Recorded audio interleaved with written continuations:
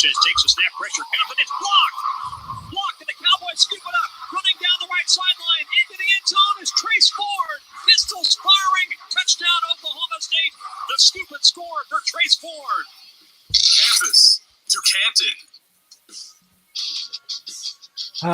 The leaves, they are changing here, guys, and so is the college football schedule. We're in conference season here. Campus to Canton on the Bettor Sports Network. Download the app, guys. Join in here with us. I'm here, Austin Nace from Campus to Canton, along with Chris Moxley, Matthew Bruning. Gentlemen, we've got some bad weather this week. It's going to be impacting some games. We'll talk about that a lot here. Chris, you're in the middle of some of those things down in the Carolinas. How are you doing down there? I expect to lose you at any second here.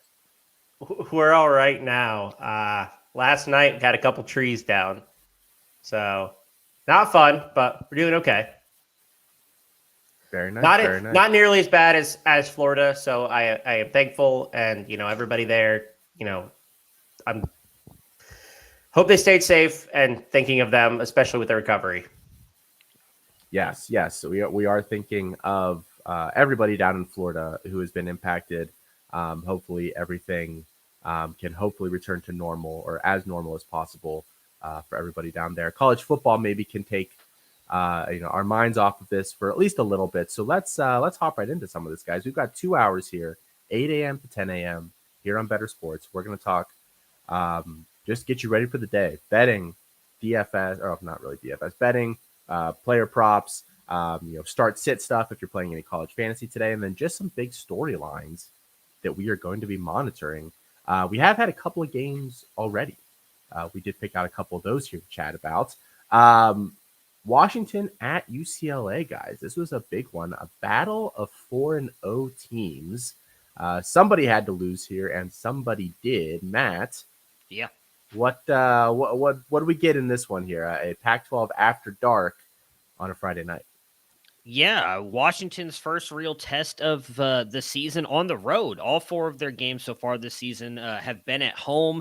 Michael Penix and Kalen DeBoer had it cooking in Washington, but they go on the road, technically playing in the Rose Bowl here against UCLA, and they lose 42-32. It was really surprising for me, Michael Penix, who really struggled in the first half. He was a guy who's been talked about after the first 4 weeks as like an NFL draft guy, possibly up into possibly the second round with how Kalen DeBoer's had that offense flying. As I mentioned, really struggled in the first half. He did end up turning around and throws for 4 touchdowns, but had 2 interceptions early. Just looked like Washington was going to be out of that game going into halftime. So it was good to see him bounce back, still over 345 yards passing, which is just incredible. But it was good to see him actually get tested. Would have liked to see him play a little bit better. At least I'm sure Felix would have, who's not with us today. But he is a massive Michael Penix fan. Did not bring that big Penix energy last night. Let's just say that he struggled in that game. Yeah, up and down game for them. We would have liked to see. I was rooting for Washington. I like Kalen DeBoer. He makes college football fun, and that's really what I care about for some of these teams. I mean, Dorian Thompson-Robinson on the other side of this had a really big game too, Matt. Yeah. Is he working his way into like a Heisman discussion, a legitimate NFL draft pick discussion? Either, neither? What are we going with here? I mean, if UCLA continues to win, I could see him working himself into the Heisman discussion just because he also does everything on the ground. He's not just passing the ball. He is a very good rusher as well. Would have a 315 yards through the air with 3 touchdowns, added just 53 on the ground, but did have a touchdown there. He doesn't have to run as much because they have Zach Charbonnet, who's been good. For the NFL draft discussion, that's difficult. I don't think he's I'm trying to remember what the name of the backup for the Ravens is now. Tyler Huntley. I don't even know that he's Tyler Huntley good. So, I don't know that he could go into the NFL and be a backup to, a rushing quarterback that a team brings in to try and have as their backup for a rushing quarterback, a la Lamar Jackson, or using Trey Lance as an example. Obviously, Jimmy Garoppolo, Trey Lance, kind of polar opposites on what they do on the NFL field. I don't know that a 49er organization would want to bring in a Dorian Thompson-Robinson to kind of back up Trey Lance because their skill sets are similar. I don't think he's got real NFL upside. I got a question for y'all. Yes, please. Would you rather draft Will Levis in the first or Dorian Thompson-Robinson in the third? Wow. Okay. So Will Levis, Kentucky quarterback. Dorian Yeah. Thompson Robinson, UCLA quarterback. So I'll say Levis because, and I I'm gonna go complete just like easy answer here. He's got the tools, and so you gotta hope that the NFL team, right? If I'm the GM of, I'm trying to think of who. If I'm the GM of the Giants, because this is where all the Giants fans want him, right? Because he's quote unquote the next Josh Allen. I think all three of us disagree with that comp, but that's what people say. He's quote unquote the next Josh Allen. If I'm the Giants, I want Will Levis because I think he's got a better arm. I think he can just do more on the college, on the football field than Dorian Thompson-Robinson can. So then I'm betting on, if I'm the GM of them, hey, Dayball, you're going to develop Will Levis and turn him into a competent NFL quarterback. So I'll take Levis. That kind of gives the insight of where we at Camp Canton are on Will Levis, though, that we're even having this conversation versus the national media, who I think Kuiper came out this week and said that he had Will Levis above Alabama quarterback Bryce Young, which that took me aback a little bit.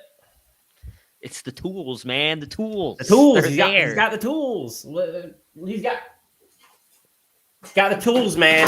Got the tools. There we go.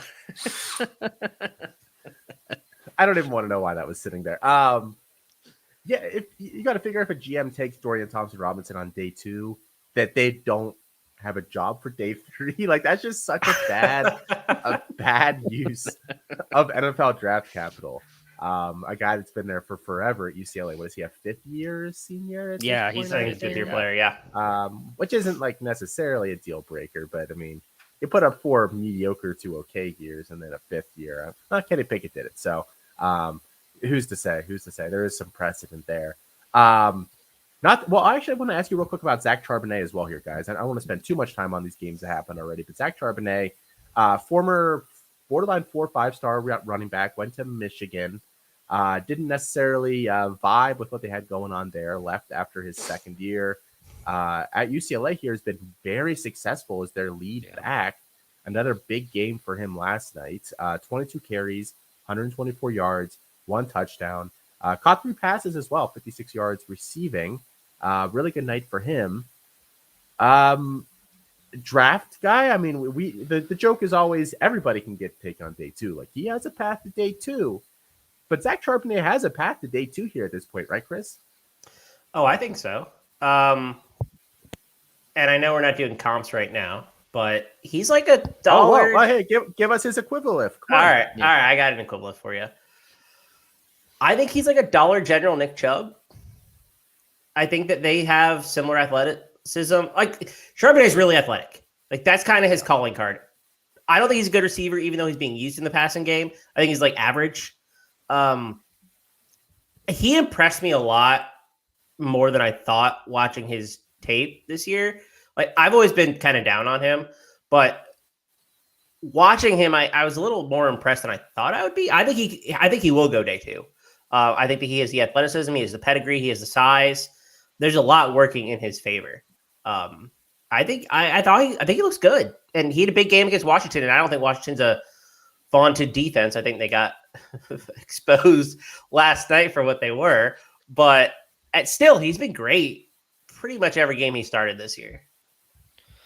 Yeah, I mean, he had a good year in Michigan a couple years ago, right before the COVID season, and then he transfers out because for whatever reason, like Jim Harbaugh just doesn't give him the ball. I think we all talked about it. It was a great landing spot here at UCLA. Chip Kelly has put running backs into the NFL. I mean, you go look at guys who even haven't been that successful in a Britton Brown.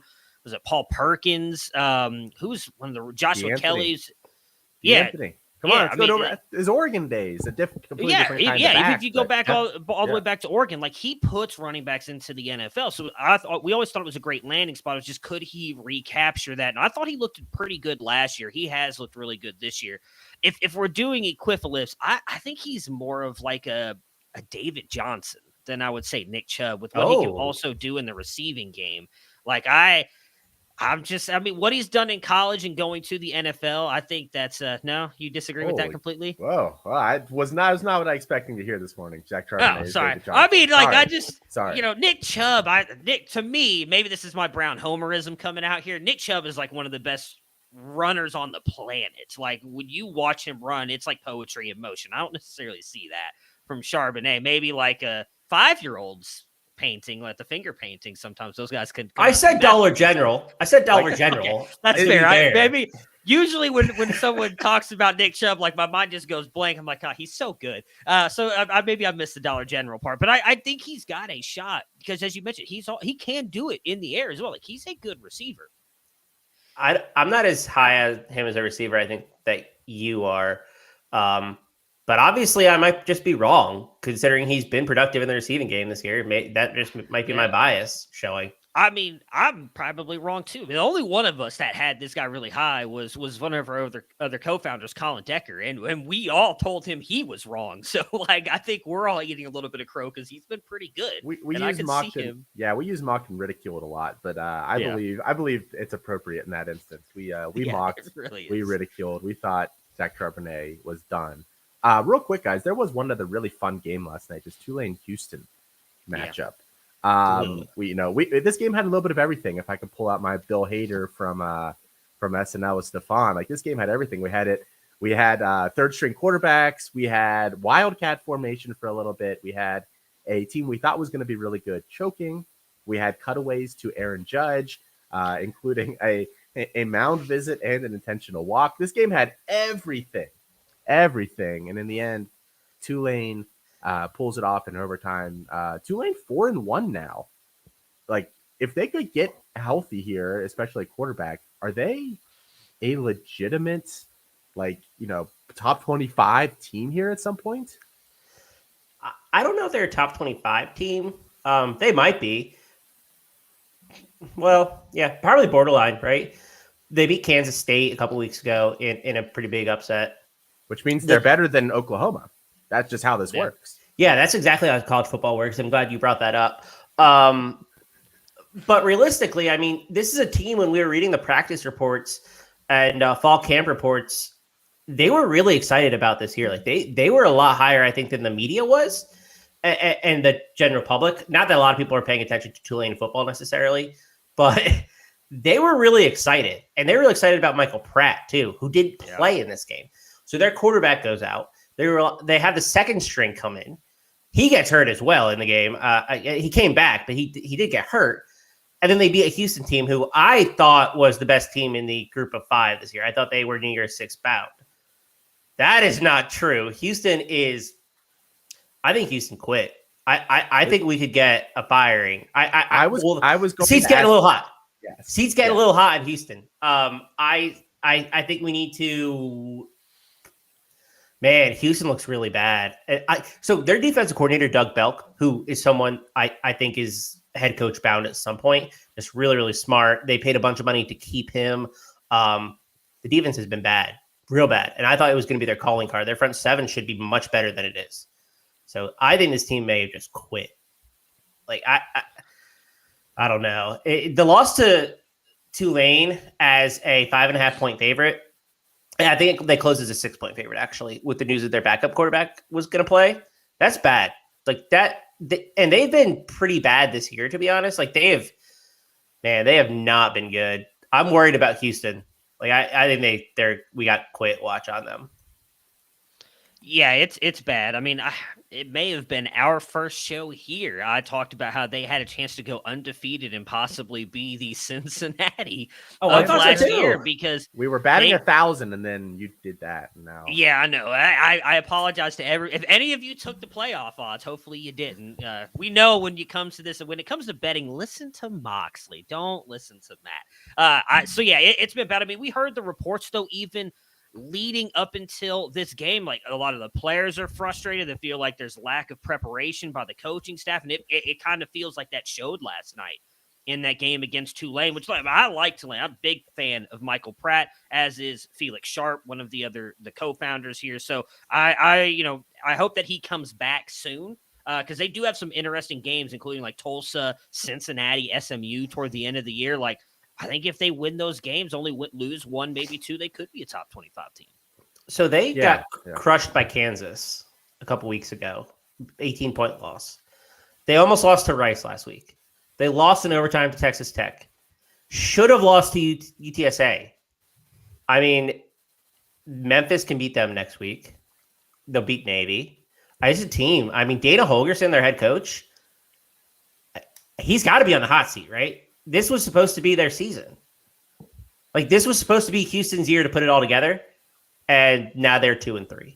Yeah, experienced quarterback, offensive weapons, are supposed to be a good defense. They had the pieces there, and Cincy not going to be as good this year. Yeah, it looked like it should really kind of be their time to shine. Yeah, the players. I watched this whole game. Poor tackling, just lack of effort. Like that. That's what I'm worried about. I think they quit. Yeah. All right, guys. So enough about what's already happened. Let's talk a little bit about what's going to happen here today. A lot of storylines, and this is where you guys come in, the listeners, the lovely, lovely people out there who are up at 8 a.m. Maybe, if you're on the West Coast, it's 5, 6 a.m. out there for you guys. Download the Bettor Sports app here with us, guys. Give us a call. Tell us if you have a play for today, if you agree or disagree with something that we've said, or just tell us how you're getting ready for a game. And in fact, I think we have somebody possibly hanging out here. We have a caller. Sir, can you go ahead and tell us where you're from and what you would like to say to us this morning? Yeah, this is Derek J. from Kalamazoo, Michigan. Stand up. I'd like to know, we've heard a lot about the 2023 NFL draft class. I want to know if you guys think it's going to live up to the hype, and whether, if there are some players in that class that we're not thinking about that could be of value. Thanks. I'll hang up and listen. Man, look at that. Our first caller. Matt, do you want to go to this one first? I mean, the 2023 class, let's just give a little preview here. We can talk about this, and then we'll move into some other stuff. A lot of big names in it. At quarterback, you've got C.J. Stroud. You've got Bryce Young. Running back, Bijan Robinson there from Texas. Zach Evans, running back, Ole Miss. Jahmyr Gibbs, who's now at Alabama. Sean Tucker at Syracuse. Zach Charbonnet, we already talked about. A bunch of other guys, too. The receivers, JSN, Josh Downs, UNC. Jordan Addison, USC. I mean, how's this class shaping up a quarter of the way or third of the way or whatever it is through the season?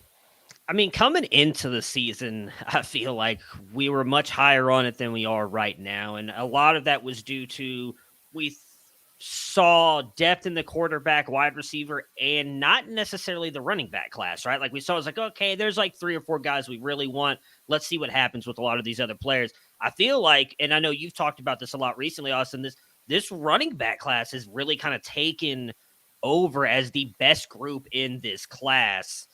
The quarterbacks, I am very skeptical about. You got C.J. Stroud, Bryce Young. I know Moxley mentioned at the beginning of this show, Will Levis, some people have him over Bryce Young. That's a massive, that's egregious in my opinion, but I don't work in that field, so we'll just leave that where it's at. But I don't see the depth we thought we saw at the beginning of this year. We had Tyler Van Dyke. We talked about Anthony Richardson, Devin Leary, who has been really bad. Like, I don't see the depth of the quarterback position. And even at wide receiver, we hoped Quentin Johnson was going to break out. That hasn't looked good.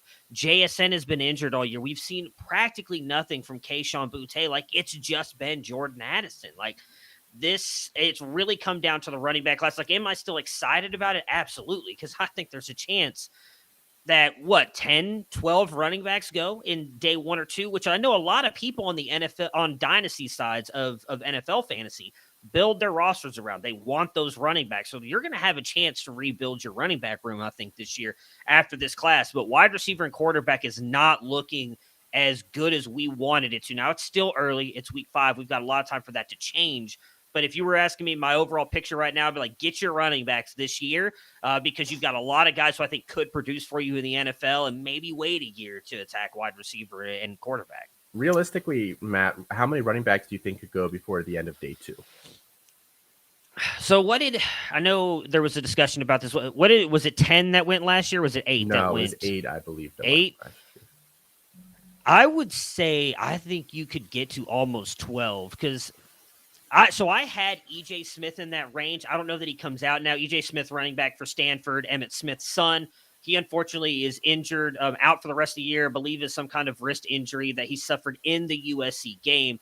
So I don't think he's up there right now. But I'll be honest, I didn't have Zach Charbonnet up there, so maybe he just slides right up into one of those spots. Like again, we just talked about him; he's looked really good. So I think there's a shot that possibly upwards of 12 running backs could go by the end of round 3. Like it's not a great class overall. Again, quarterbacks, if we don't see multiple quarterbacks going, like we may just see teams taking these running backs in rounds 2 and 3 and waiting on wide receiver, waiting on some of these defensive players. I agree. I don't think it's crazy to see 10 plus by the end of day 2 at the running back position. This is a pretty good skill position draft, in my opinion, and it leaves a lot to be desired elsewhere. Really bad offensive line class, so you're not going to see a lot of them go early. I think it's a good defensive line class. There's some good edge rushers like Will Anderson. There's some really good defensive tackles like Jalen Carter. Like they're some really good players on the defensive line. Don't think it's a good class in the secondary, or the back 7 at least. I think we can see a lot of running backs and skill position players go relative to past classes because of that. I just think it's a week outside of the skill positions. Last question here for you, Chris. Earlier or later than pick 16, Bijan Robinson, running back, Texas.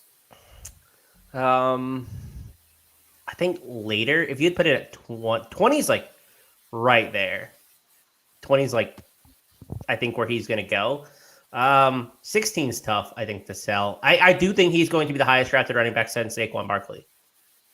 So what did Najee Harris go? 23?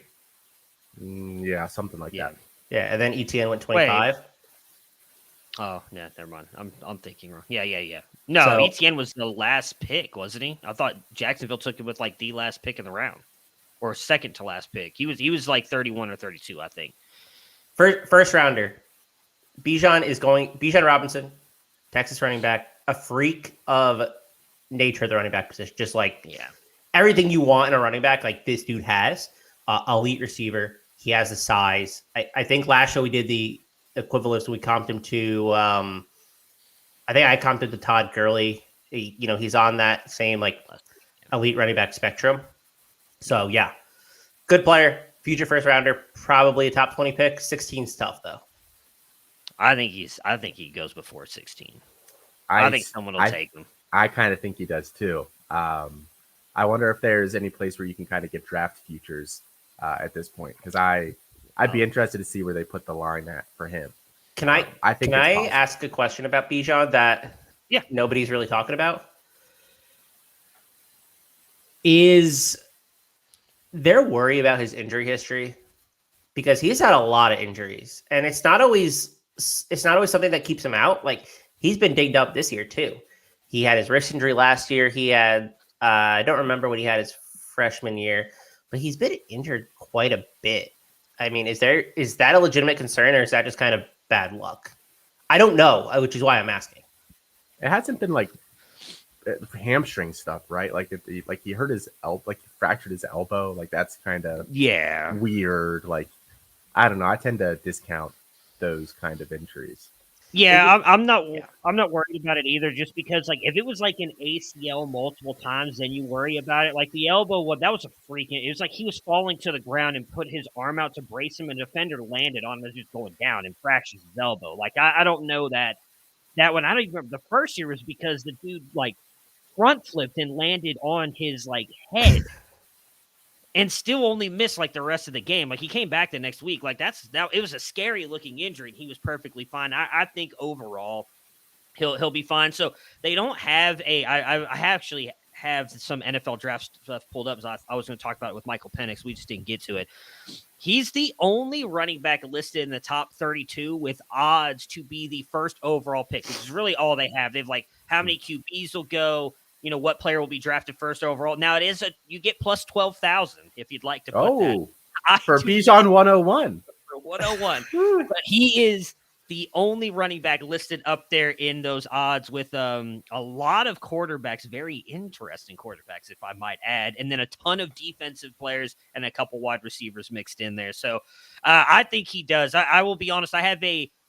I hope that he doesn't go at least top 10 because I do have a bet with a lot of Texas fans. I'm going to win myself a lot of money come next April because they all think he's going to be drafted like top 8. And I said, there's no way that happens. I just don't think the NFL values running backs that way. But if he does, I'm going to be out of a lot of money as well. So I'm cool with top 16. Let's push it past 8. Oh. You didn't bet that they could kick you in the groin area. Nope, but I'm really starting to worry about that JSN bet right now, based with what the draft people are saying. Matt plays a little fast and loose with kicks to certain parts of the body. I just make bad bets in general, like Moxley's tattoo bets about putting tattoos all over his body over Jaron Hall. Matt's gonna look like Pete, or Chris is gonna look like Pete Davidson by this time next year. Yeah. Oh, that's being generous. I think I have a face tat bet somewhere on. Oh no. On someone, yeah. That I have Will Levis if he goes in the first tattoo bet, which getting very scared considering Kuiper has him as a second ranked quarterback. I'm telling you. It's gonna be a great content for you guys next year when we're gonna do a live show from the tattoo parlor as Chris Moxley's getting ducks tattooed on him for Will Levis going in the first round. I cannot wait. You know what else I can't wait for, guys? Heisman futures. We're gonna cover that right when we come back on the other side of this break here. This is Campus to Canton, Bettor Sports Network. We'll be back in just a minute. The Playbook with Fensty and Ronis. Presented by FantasyAlarm.com. The only person, I've said this to you before, who I believe back then, of all those power hitters who truly was clean, Ken Griffey Jr. I mean, I think so when he got hurt. Body didn't change. We'll never know that for sure either. No, dude. We've seen guys who were not big take substances. That's true. I just get busted. So it's not about that always. I hear you. It's just, don't you think with the way his career kind of went, you would think that he didn't take anything? I don't think he did, but we'll never know 100%. I'm going to keep telling myself that he didn't. The 1 year player, I mean, he's my favorite baseball player of all time. In the 1990s, Ron, as a kid, as a 5-year-old kid who plays video games and collected cards, there was no one cooler than Ken Griffey Jr. I still wear my hat backwards because Ken Griffey Jr. did it, and he looked really cool doing that, wearing a backwards baseball cap. Like, he made everything the guy did looked cool. Even the home run in the movie Little Big League, it's acting, it's all, I guess, fake, but even he made that look cool. I mean, Ken Griffey Jr., you're a little bit older than me, but in the 90s, besides Michael Jordan, was there a more loved athlete than Ken Griffey Jr.? Yeah, no, I love Griffey. He's one of my favorite players ever, from defensively to hitting his swing. And yeah, I would have loved to see what he could have done if he had stayed healthy, the final numbers he finished with. So no, I was a huge fan of Ken Griffey, and it's a shame though that all those injuries towards the end of his career just really limited the production he put up, but he still put up elite numbers. He was so fun to watch. So I'm a huge Ken Griffey guy. And here's the other thing too. So 1994, the season got shortened because of the strike. And he finished with 40 homers in 111 games that year, man. And then he had 56 2 years in a row, 97 and 98, and then 48. He had a stretch 4 years in a row, 49, 56, 56, 48, 40. I mean, unbelievable. And then, yeah, once he hit like 31, he started to miss games, 111, 70, 53, 83. So think about that, all those years that he lost, and he still hit 630 home runs, man. Yeah. So if he was clean, he would have been the all-time home run champion. Again, we're all guessing here, but you would think, all right, well, once he got into age 31, 32, that's when the body started breaking out, which is typical, right, for someone who's not using anything, whereas we saw Barry Bonds just get better with age, and we did not see that with Griffey. So look at 2001, where he's 31, he played on, look at the home runs decline, 8, 13, 20, 35, 27, 30, 18, 15 to his age 38 season. Even age 39 in 170 games, he had 19 home runs. So he probably would have definitely been the all-time home run leader had he been able to stay healthy. Bettor Sports Network. It's sports talk done better.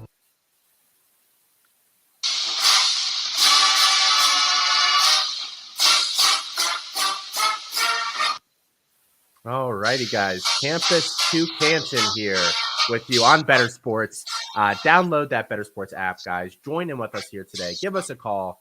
Chat in the comments with us. We'll chat back, I promise. Good morning, everybody who's tuning in here with us here this morning. Austin Nace, Chris Moxley, Matt Bruning, getting ready to kick off the real meat of today's episode, talking about what we expect to happen here today.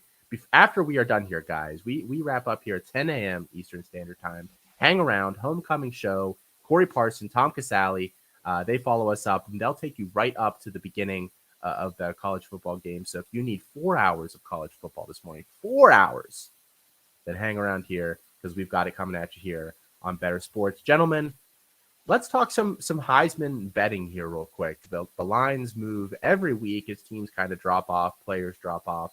And new challengers emerge. We still have the same top two, basically, that we've had all year. CJ Stroud, plus 125. Bryce Young, plus 500. Dethrone them. Someone needs to dethrone them at this point, right? If they keep doing what they're doing, it's going to come down to those two guys. Yeah, I still don't think Bryce Young is going to repeat. We've only seen one repeat Heisman in the last ever, right? I think it's just Archie Griffin. I don't think it's going to be Bryce Young. I would, if I have some money to burn. There you go. Whoa, what a flex! Yeah, Matt's got Chris has got a drill. Matt's got an Archie Griffin hat. It's whatever. Let's see what I have down here. Let me see. I've interviewed him. I've talked to him a couple times. So I would say we're friends, but we're close acquaintances. I may text him here in a little bit, see what he's doing. It's like that Buffalo Wild Wings commercial where they're at the bar and he says, "Oh yeah, that's my boy." Yeah, I would shout at him on campus and he would say, "What?" So that's you and Archie. Yeah, but 100%. I'm like, Archie, and he'd be like, "Who is this dude waving at me?" He seems nice. He'd say hi. He is extremely nice. He seems like a good guy. But back to reality. Caleb Williams is the one that I want to put a ticket on if I have some money to burn. And it's because I don't think Young is going to repeat. And it's because I don't think Stroud... I just don't feel like Stroud has the buzz right now. And maybe that's because they're not in conference play and they're beating up on teams like Arkansas State. They got Rutgers today. Caleb Williams is plus 600 right now, and he's been really good. USC's winning. They're back, although I think they're going to fall flat sometime soon because turnover luck is going to run out, and they should have lost to Oregon State last week. Hashtag Iowa narrative, right? Yeah, it's the Iowa narrative where at some point your luck's going to run out. So I was a little worried about when that's going to happen because Oregon State had a 83% post-game win expectancy last week. But I like Caleb Williams at plus 600. I think that's pretty interesting. I am not off the Will Anderson Heisman train quite yet. Oh, okay. He still has 5 sacks. He still has 5 sacks. Like, everybody's like, oh, man, he's not as good as he was. The dude is still like top 5 in sacks in the country. He's still counterpoint to that though, Chris. For a defensive player to win the Heisman, 5 sacks through a not particularly daunting out of conference schedule is not great at this point. He's plus 5,000 right now. Like you said, if you have money to burn, like you really just have to have a lighter if you're doing. See, I'm not ready to say that won't happen. Okay. Especially at the long odds, right? Like it's not like you're putting a ticket on him and it's like 5-1. I don't know. I think the opportunity is there for him to rack up some more sacks because he really's come on in the last 2 games with pressures, getting after the quarterback. I think he could today. I don't think this Arkansas offensive line is very good. I think that you might see a 2-sack game from him. And what's going to help in the season-long aspect of this is that last year you had Dallas Turner kind of coming on. This year you have Dallas Turner being like a legit like Robin to Will Anderson's Batman. And so I think Will Anderson can so last year he had 17.5 sacks. I know he hasn't been great yet. I think he could do it again. I'm just saying. Dallas Turner's the bat, like the Robin. Is there not a chance that he eats No, he's into like the Nightwing. sack Nightwing. total? Don't though? sell him Like, short. He is not Robin. He's like Nightwing. Okay, For anybody who actually knows who that is, so probably he's don't, but he's Nightwing. My apologies. who is No. Nightwing? it's like grown up Robin, where he's I like need- Batman. Oh, I need someone to call in and tell me who Nightwing is. That's Yeah, what call we in. need to ask for next year. Can I give one more that's longer odds than that I Yeah, think is just please. Yeah. super underrated? Sure. Jordan Addison plus 9,000. I said this weeks ago. I said Like, why are we- you're why all are- in on Williams. Yes. So he is the same odds as Mo Ibrahim, Travis Dye, Sean Clifford, Devin Leary, who's been terrible, Cameron Rising, who I think is good, but whatever. Jason McClellan, who is the backup running back at Alabama. Why is Jordan Addison so low on this list? He's been awesome. He's probably going to be the first wide receiver drafted in the NFL draft. And I think we've seen that, like, the curse of the wide receiver, I think, ended a little bit with Devonta Smith. Like, I think people are going to be a lot more ready to give the award to a receiver than maybe they were prior. I mean, he's been awesome. He's been super, super good. And he's got, what, 337 yards and 6 touchdowns through 4 games. Just saying, like, if USC is really good and Caleb Williams should, one of them is probably going to end up in New York for the Heisman ceremony. And a plus 9,000? Are you kidding me? So it has changed for him recently. He's at plus 8,000 now. He's in much better company. I was looking on DraftKings, but okay, the one I'm looking at, he's like right there with like Will Levis, Cam Rising. I don't know why Tyler Van Dyke's still up there, but he is. Who got benched last week? He'll get benched again here soon. Yeah. I mean, I don't hate the Addison call. I mean, you just brought up Devonta Smith, the last one to win it. That's who I comped him to last week on our Equivalence. Like, I think with the way he gets open and the way he runs routes, I see a lot of Devonta Smith in him. 2 for me is Hendon Hooker, because Tennessee has a real shot of like dethroning all of the powerhouses in the SEC. And he's also playing in a very pass heavy and just good offense. Like Josh Heupel and Hendon Hooker have paired very well together to make this a very good and explosive offense. If they're able to beat some of the teams they have down the road, which is, I mean, they get Kentucky in a couple weeks. They got Alabama. They don't play or they do play Georgia. So he has the chance to beat. If he beats all 3 of those, I think he would become the lock to win it. Now he's still pretty high up there in the odds. So he's not like, what was he? I just had it up right here. I think he's plus 1,600. Yeah, plus 1,600. I'm going to go real deep dive for this next one. I know it's going to upset a lot of people, and I specifically hope there is one fan. Go ahead. Before you do that, I want to talk a little about Hendon Hooker here. So in the next month, they play Alabama, they play Kentucky, and they play Georgia. They have Tennessee Martin mixed in there too. Not quite on that same level. Is taking him at 1,600 with those games coming up here smart? Or is it smarter to maybe wait till they lose to a Bama or something and then play him? What do you guys think on that? I think that they're not going to go through that 4-game stretch undefeated. Like, I think we all would agree with that. But let's say that they beat Kentucky and they beat Alabama, his odds are going to shoot way up. That's true. And if the game that he loses to is Georgia, I don't think his odds are going to drop. Like, as weird as this, I think right now is the best time to take him. Because, like, I think Georgia's the team he probably loses to because of the way that defense is set up. And with how we perceive at least Alabama's defense right now, I feel like that's the better game that he can win to boost himself up. I think that could be a really good game against, I think it's in Alabama, in Tuscaloosa, which is not great. But no, it's in Tennessee. That's going to be the night game right there. I guarantee you that's where ESPN college game day? Yeah, that's where everybody's going in a couple of weeks. I can guarantee that 2 weeks from now.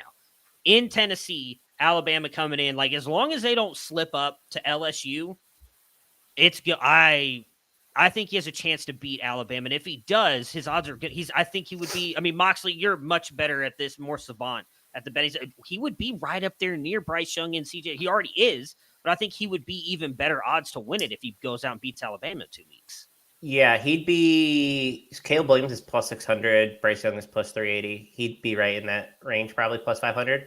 I would say. Yeah, I think if you think that Hendon Hooker is going to win the Heisman, you have to take him now, because the idea that he wins the Heisman probably revolves around him beating one of Georgia, Alabama. I think Tennessee can beat Alabama. I think that is a much better matchup than Georgia is for them. Alabama just has not quite put it together yet, and I think they can come out and put up some points on that defense. So, if they go to Tuscaloosa, No, it's in Tennessee. I'm sorry. Yeah.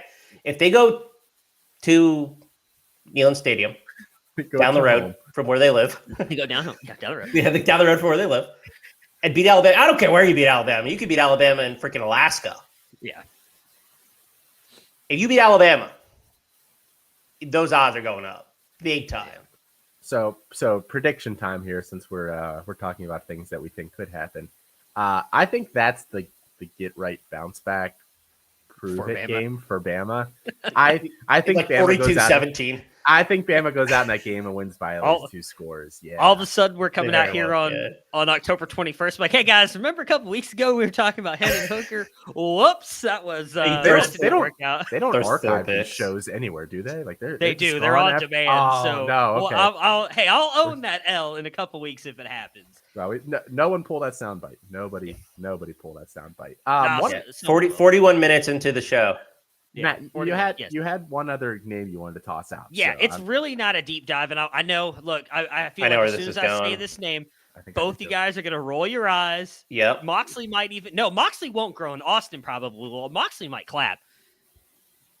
I'm still in on Stetson Bennett, and I know that it's baby, let's crazy to go. say, but with Stetson Bennett, we talked a lot about this with Will Anderson. Storylines and matter, ridiculed. right? You were mocked and ridiculed a lot by me, and I was. I would not enjoy the victory laps coming from some Georgia fans and you if this actually happens, because I've constantly said I do not think Stetson Bennett's a good quarterback. He's not going to be a hedge fund manager anymore. He will be in the NFL and be playing. Yeah. I think he's a backup. He's going to get drafted.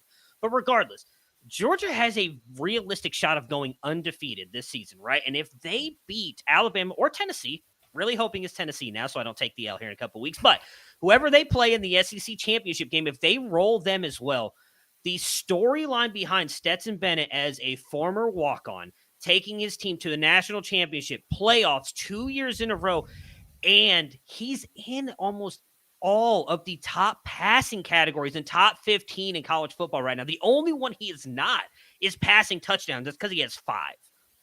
And I know that Heisman voters care about numbers, but as we talked about on the very first show here, when me and Moxley made the plea to put Will Anderson at least at the Heisman ceremony and the storyline behind that storyline will matter so much more, I think, to people. Is this guy who is a former walk-on who's completely turned this program. I mean, Kirby could not get over Alabama, and it was a walk-on quarterback that helped them do that. Couldn't get to the national championship. The walk-on quarterback helps him do it. Like, I think that will play massively, especially if CJ Stroud struggles at some point, because I agree, like, unless Bryce Young goes out there and puts up he's not going to do it rushing wise, but I'm talking about like a Lamar Jackson type season in college football where he goes out there and you're just clearly like, this guy is the best player in college football right now. There's no way I don't think we'll ever see someone win it twice. So I think he's almost out of the running, even though he's the second best odds right now. If Stroud struggles, which I've stated all year long, I think they could lose the game. Now, teams looked a lot better than I thought they were going to, but they could still lose a game. If they lose, like, I think that vaults Stetson Bennett up as long as they don't lose, and it'll just make him, whether it's by default or whatever, I think he's got a realistic shot of winning. He's got plus 1,600 odds. Two questions on that. Well, one comment, one question. How about that? They are first in the country in passing success rate. First with Stetson Bennett. He's been their offense. So, yeah, if they keep scoring, they keep being efficient on offense, like, I think you're right. Second, who plays him in the movie? Timothy Chalamet? I think we discussed Because there's going to be a Stetson Bennett movie at some point. There will be. You know, Zac 100%. Zac Efron. You know who to me, like, I feel like this is going to be way out of left field. I don't think he's young enough. I can't remember the name of the show. I don't think Tom Hanks could do it. I don't think Not Tom Hanks. Okay. He's in a. It was on like I don't know. I'm not gonna know the guy's name. It's like I think like a TBS show or something like that. Maybe like Blue Collar. It's like a guy who would steal stuff and then he got caught and then he helped the police catch other criminals. Like I feel like he looks like that actor. If that actor shaped his head. What? But I can't remember what the actor's name is. I don't know. I can't remember his name. This is the I'm worst trying- description of anything that anybody has ever I'm given. trying to remember. It's- I mean, who? It's It's not like a gonna be stick Timothy showing a stick Chalamet. figure as a police sketch. Like we're after this man, officer. I'm gonna look it up. If Blue you collar. gave that Let's see here description to now. the police, Yeah, see, thanks. they would Ernie's- arrest you because they did not Ernie's believe watching. that it was Oh yeah, that somebody guy. else. Oh yeah, that guy. Ernie's got it. Oh, not blue collar worker, blue collar TV show. I don't even know if that's the name of the show. To be honest with you, I think We're done. Timothy Okay. Chalamet is going to play Stetson Bennett. He plays everybody. He's in everything. He's in everything. You just not can't get away like- from Timothy Chalamet. that is true, but he's not bulked up enough. I don't think. To Oh, play they'll put Stetson. him on some Hollywood regimen. Have Pump him with some HGH. He'll be fine. Have Can you we just watched? get like Have you go watched ahead. The Boys? Where The Boys? what? Yeah. Where Matt Bomer? his- Thank you, Patty. Someone, Matt Bomer. I think it's his Bomer. Thank you. Someone knew who I was talking about. Just go search him on your phone really quick. White collar. There we go. Oh, Whoa, he I was does- right on the. You were Thank right. you, You were right, right on Mox? the piece of Thank clothing. you. There you go. Yeah. Okay, yeah, this guy kind of does look like Stetson Bennett. He's Exactly. 44 though. Well, Stetson He Bennett. looks young. Yeah, Stetson Bennett looks has- old. Stetson Bennett looks older than he really is, and Matt Bomer looks younger than Is he Stetson really is. Bennett that dreamy? I'm looking him up now. Have you I don't seen know him about with the that. shaved head? He's even got the little drip. With Does like it the- matter? This is stuff a on it. Hollywood Yeah, it doesn't matter. movie. And of course, it's gonna be played by a dreamy I mean, guy. It's is Stetson he- Bennett's story. Is he as good looking as Timothy Chalamet? Why Like, am no, I now? Why do I no. now have 4 tabs up comparing what these guys? Matt Bomer. This is not where I thought this show was going this morning. Holy crap! Okay, Jalen Daniels, real quick before we get out of here. Quarterback Kansas, they're hot. Is he hot too, guys? What are we doing? Six. Oh man. Oh yeah, who's gonna play Not as hot Jalen as Daniels? Stetson in the movie? Bennett, but yeah, he's up there. He's what 6 in odds currently, plus 2,500, and I'm getting everything from DraftKings currently, so there might be better odds out there. Kansas won't win enough games, is the bottom line to get him here. And I'd love if they did. I think they are a live dog today against Iowa State. I took them plus 3.5 earlier in the week, but I just don't think that they can get through this schedule. I think they're going bowling for sure. They could probably win 7-8 games. They're 4-0 currently. You gotta be an elite team. You gotta be on an elite team to win the Heisman, generally speaking. Like everybody that's currently in the top 8 is on an undefeated team. All right, let's pivot here. National championship futures. I don't know, some interesting ones out there at this point. Clemson and USC are two that stick out to me currently at plus 1,800 and 1,600 respectively. I don't know, Chris, do you have a number? Michigan 3,000 plus 3,000 is interesting as well because there's certainly a path for them. Yeah, I actually like that Michigan call. I'm still in on Utah too. I think Utah can. I don't know that Utah can win is the problem. I think Utah can get there. Sure. That week 1 loss to Florida looms kind of large now, but yeah, they we thought should've Florida won was that. actually maybe good after that game, and now we're like, No. no, Florida actually is not good. Whoops. They should have won that game, to be honest. But I think the very first bet that we gave out on the show was Utah to win the Pac-12, Yep. and it was like plus 225 or something like that. I still like that. I think Utah's going to beat USC this year. I think they're going to play, and USC is going down. USC is plus 1,600 to win. Utah's plus 5,000. I'd rather put my money on Utah if I'm putting it somewhere. The problem is that when you get after Michigan, man, like odds jump. Michigan's plus 3,000. You said Utah's plus 5,000. Like there's nothing close after Michigan, and I think that's probably true. I just don't see a lot of teams that can win. USC could win with their offense, but their defense is terrible. It's just hard to see. Here's Man. a question for you. Can Minnesota make the playoff? Because they're like the last team that I'm looking at here that I'm like, there's probably a realistic path to them making to a conference championship game. Minnesota's, depending on which book you're looking at, I see like plus 8,000 to plus 10,000. And around them is like Ole Miss. That's just throwing away money. Oklahoma State, probably the same thing. Kentucky, NC State. Like those are the teams that are in the same range as them. Who does Minnesota lose to the rest of the year? They got Illinois, Penn State. I think that's a loss. Rutgers, Nebraska, Northwestern, Iowa, Wisconsin. They could be a one-loss team. They could be a one-loss team. Let's be honest here, Austin. You're a little biased against the Penn State call. So Penn State's the better team.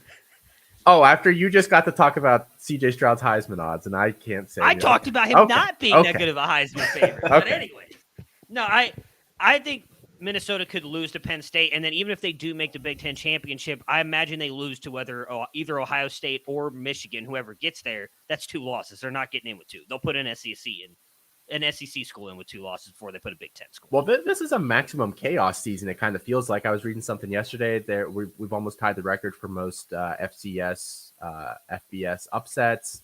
It seems like no team is really invincible. Maybe you could argue Georgia, but I think that would be it at this stage. I mean, is it far-fetched to say that USC ends up with 2 losses, Ohio State ends up with at least 1, Clemson ends up with at least 1, maybe 2, Michigan could lose a couple? I mean, I don't think there's any team that you point to here and you say, they're 1 loss max, and so you're kind of already piecing together 2, 3, 4 teams in this group.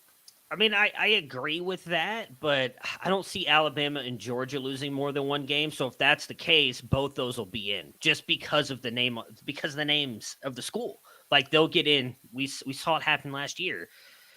A 2-loss Alabama that loses in the conference championship like they did last year. If they lose to, they might be. I mean, if you really want Utah, I mean, you can get them at plus 8,000 on PointsBet. I think I'd take that. The other one, I actually don't think Oklahoma State's that bad a call. I mean, they're 1 goal line stop away from making the playoffs last year, and Spencer Sanders looks better this year than he did last year. Like if they don't lose to Baylor, they're in the playoff last year. Well, they get some revenge potential. They do get a shot. Today. Spencer Sanders has been really poopy against Baylor, and we'll talk about that here in a little bit. If he's able to turn that around though, and they beat Baylor, like I don't know who's stopping them. Like maybe Oklahoma. Oklahoma looked a little bit shaky last week. Go ahead. I actually think they have one of the more difficult schedules I've looked at. Like it's not a ton of ranked teams, but this is the rest of their schedule today. Yeah, Tech next week, who is not a bad team. They have TCU. Kansas State, who's ranked right now, then Kansas, Iowa State, Oklahoma, and then West Virginia to end the year. Like you could argue really in the next 6-7 games, the only real quote, week off they get is TCU. And even then TCU offensively can maybe, cause some issues. I tend to agree. I actually think Oklahoma State's defense is bad straight up. Like, I don't think it's a good defense right now. And I like their defensive line. I think there's good players on it. The loss of Jim Knowles to Ohio State as defense coordinator, it's going to loom large. I think Oklahoma State might be bad on defense. Just not good. That's the concern that I have because those are some good offenses they play. Yeah. I mean, the only one they realistically, I think, have a chance to lose to is Texas, if we're being honest, because Quinn Ewers will be back. But that's besides the point. You're getting him at plus 10,000. Like I'm willing to throw a couple bucks at that just to see if it hits. Because if they win the Big 12, I think they get in. If you want to go again deep odds, like how crazy is Oregon? I know we had a bad taste in our mouth after just the horrible loss to Georgia, but since then they've looked really good. They have 1-2 tough games, I guess. They got UCLA, but it's at home in a couple weeks. And then they get Utah the second to last week of the season. Remember when they played Utah last year? I do. They got destroyed twice both times. But that was with Anthony Brown. Like, look, I am not the biggest Bo Nix fan out there. Bo Nix has been much better than what Anthony Brown has been. Now, Utah's defense might be able to bring like a fourth of what Georgia did against him, so maybe he struggles. But again, it was the first game of the season. We see so many teams get blown out like that in the first game of the season, especially when you're bringing in new coaching staffs, all this new stuff. Like maybe I should not have been as high in on Oregon week 1 against the Georgia team returning everybody they did off the national championship. I think Oregon's a good team. And again, if you're looking at just lower odds, I mean, you can get them for plus 12, 15, you get them for plus 15, plus 15,000 on PointsBet. Yeah, I mean, like I think that's a bet you can make. Yes. If one of those teams goes and all they have is one loss, I think a Pac-12 team's getting it. It's going to be between them and Oregon, I think. Utah and Oregon. That's certainly a bet you can make. I actually think Oregon should have lost last week, but neither here nor there. Okay. Well, let's move on here, guys. Enough futures. I have such a hard time betting futures, to be honest, but I don't have. I have a little more, on week to week stuff. So let's slide into that here, and we're gonna talk just some start sits for today, guys. Some big days and maybe some others that aren't, and we're gonna mix in a little fun here because we haven't had any fun yet here this morning. So here's what we're gonna do, and if you guys want to call in here, this is Campus to Canton, Bettor Sports Network. Download the app here so you can give us a call or hop in the chat with us. Tell us some players that maybe you're looking for to have a big day here. We're gonna go through our lists. And we're going to toss maybe some equivalents in here. Maybe talk about some guys that, their NFL counterparts, what we can expect for them. Yeah, exactly. There we go. Kevin Garnett, thank you for helping me out there, KG. We're going to do some equivalents here today. So let's hop into this. Quarterbacks. Chris, who do you like today? Who's going to have a nice day here? I really like what I've seen out of the Florida Atlantic offense. I think they're putting a couple... Who? Florida? What? So last week I had Carter Bradley here as a player. So I'm going deep in the group of 5. But this Florida Atlantic team has kind of shown me a couple things that make me pretty interested in them. So I like their quarterback, N'Kosi Perry. He's been over 25 points in 3 of his 4 games thus far. And they get North Texas this week. North Texas is 116th in EPI per play. In this game, they're on the road. I don't care. I mean, I think FAU could smash North Texas. So I like N'Kosi Perry. And I just want to bring that, like, FAU is a good offense right now. Like, they're a team that's actually worth watching a little bit. I like the receivers they have. I have, I have friends at the Shrine Bowl who are really interested in Jaquan Burton, who's one of their receivers. They think that he is an NFL future. They have LaHonte Wester, who I really like as well. This is a really interesting offense. And so I want to, it sounds weird to say, but I want to watch FAU, Florida Atlantic. Against North Texas today. That's Chris's must-see game of the day, folks. Yeah, so I think they're putting things together. I really, really do. And like they're 2-3. But they have an exciting offense. Willie Taggart, that's where he is currently. He's been all over in the last 5 years, 10 years. But yeah, I really like this Florida Atlantic team. So I want to roll with a lot of options there, but especially N'Kosi Perry. All right, Matt, who do you like today? I'm starting Cameron Ward. I know he started off the season not so hot, but he is playing Cal, who is 60th in defensive pass success rate with a 41% here. He's also averaging 26.99 fantasy points a game. And I understand that's not a lot. You hope for at least 30 plus from your quarterback, but he's actually been doing that the past couple weeks and did that in week 1. He just had one really bad week where he got like 9 fantasy points. So it may have been a little bit more than that, but it was a bad game. But I think we just needed to give him a little bit of time to get into the flow of playing. I mean, he played, I thought, fairly well last week against Oregon. That was a team that Mox just mentioned should have beaten Oregon last week. I think he's continually gotten a little bit better, and I think that he will continue to now be the player we hoped he would be when he transferred in from Incarnate Ward last season. So, Matt, I want to ask you real quick. Mr. Kevin Garnett's going to help us out here. Cameron Ward is getting some NFL draft buzz. Who do you think his equivalent is for the NFL? I don't have a. I don't. No, that's wrong. And there was one wrong answer, Matt. That was it. No, that was it. I'm trying to think of a quarterback. I think, like, I know this is not going to sound right, but the way he passes the ball I think he's got better arm strength than this quarterback. He reminds me a little bit of Russell Wilson, but he doesn't bring that on the ground. And he's bigger than Russell Wilson. It's like I'm trying to think of a comp that's around the same size as him. He is better than Josh Johnson. How dare you, sir? Like I don't know that he is. I'm not sure he is either. Josh Johnson, then. There we go. Thank you, commenter. Sharp Felix.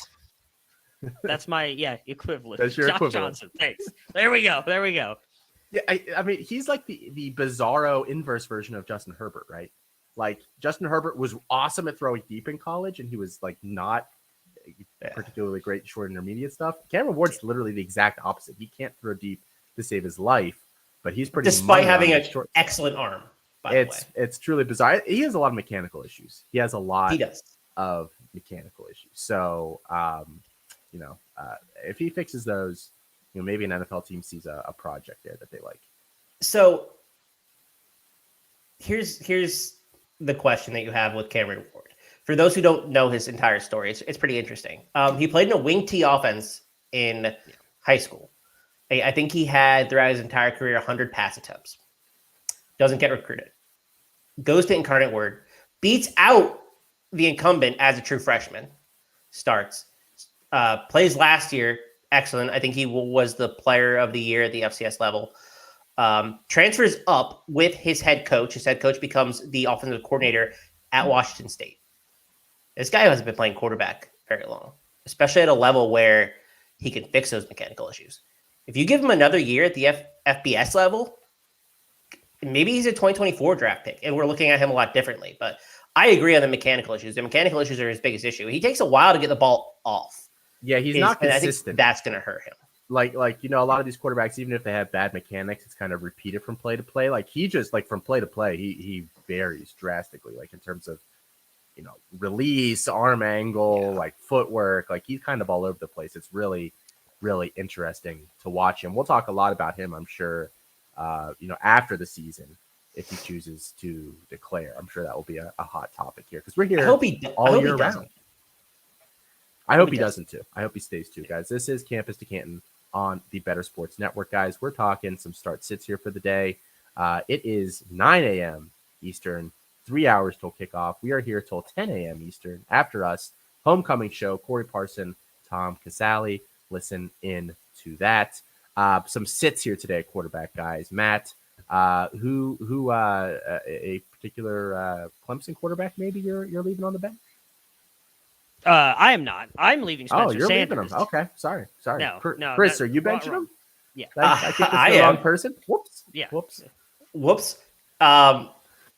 Speaking of a Clemson quarterback that I want to bench, I'm not playing DJ Uiagalelei this week. I think that this is a different matchup for him than the Wake Forest defense was. So they tore up Wake. They scored 54 points, I believe, at least 50. The Wake secondary is probably the worst secondary in the Power Five, which is 60 teams. They're really, really bad. He's looked better this year. Don't get me wrong, but NC State is kind of no joke on defense. They're probably the best defensive team that they'll play this year, and so I don't really want to roll him out. I'm pretty skeptical of him against NC State, and the weather should be fine in Death Valley. So that helps a little bit, but man, I'm just skeptical that this Clemson offense is going to be able to move the ball against NC State. NC State's got a really good, just really good defense overall. They're really well coached. Well, we just talked about underwhelming draft comparisons for Cameron Ward. Does DJU have a equivalent in your mind? Yes. So he's a mix of 3 players. I think he's similar to Dante Culpepper. I think he's similar to Taj Boyd. And I think he's a little bit similar to Big Ben. So whatever 3 equivalents for the price of 1. Yeah, whatever mixture you want there. I say Taj Boyd because he's a former Clemson quarterback, and they're built similarly. But Taj Boyd was that big? Yeah, he's pretty big. Oh, I always pictured him a little more wiry. Huh. Oh no, he's pretty stocky, Hmm. that's how I would describe Tosh Boyd. But the thing with DJU, I think, is that he has all the tools, right? Like his arm is excellent. Yeah, Todd in the comments said Jamarcus Russell. I think that's a good comp as well. I think that he is a little smarter than Jamarcus Russell maybe was when it comes to studying film. I think that he puts in a little bit more effort than Jamarcus Russell did. You have to look up that story about the $100 bill on the game film. But the thing with DJU is that he's very toolsy, but I just don't think that he is. I think he lacks confidence. And I've said this for like a year. They played Georgia week 1 last season, which turned out to be one of the greatest defenses of all time. And DJU had his confidence just broken. Like he came out of that game, this is going to sound terrible, like a broken player almost. He's like, didn't have the confidence all last year, just didn't push the ball downfield, didn't have the same confidence to make these reads and throws. It just, yeah, I just don't like what I've seen from him. And a couple good games against really bad defenses isn't going to change that for me. Yeah, another questionable draft prospect. I think another guy, like you said, probably needs to stay another year. Matt, who are you sitting today? We just mentioned it earlier when I said Oklahoma State has a chance to make the playoffs. Spencer Sanders. So Baylor is a decent defense. They lost a lot, as Moxley talked about last week on the show. Just lost a lot of players in the secondary, but they're still 39th in defensive pass success rate. However, in Spencer Sanders' last 2 games against Baylor last year, as they played them in the regular season and in the Big 12 championship, he went a whopping 44 of 69, which is decent, 63% completion percentage, 439 yards, not bad either, 2 games over, but 1 touchdown, 7 interceptions. He was just not great passing the ball. And I think he's been off to an amazing start this year too. So I may end up completely regretting this call. He may just go out there and torch Baylor's secondary in a big game for them. But I think I would sit him just based on what he's done recently against Baylor. Running backs here, guys. Chris, who do you like today? Another little bit of a deeper dive here. Yeah, I think all of my players are outside of the group of 5 for starts at least. Making up names here. Outside the Power 5 for at least my starts. UAB running back Dwayne McBride. He's played in 2 games this season, 400 yards. He is, in my estimation, one of the best pure rushers in college football. I just think he's an excellent player. They get Rice this week. I think you can see McBride have another 200-yard game. Just torch them. So I love Dwayne McBride, period, but I love him this week. Matt, who are you starting this week? Quinshawn Judkins. Now, no, this is not a great matchup. Kentucky, 43rd in defensive rush success rate. They are 28th.